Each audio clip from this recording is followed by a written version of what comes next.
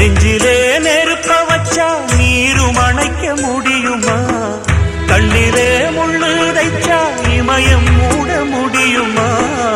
பாரத கதையும் கூட பழியில் முடிஞ்ச காவியந்தான்.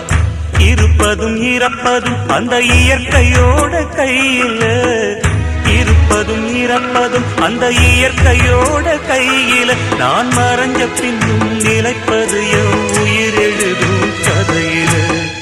சந்திரனே சூரியனே நட்சத்திர நாயகனே, சந்திரனே சூரியனே நட்சத்திர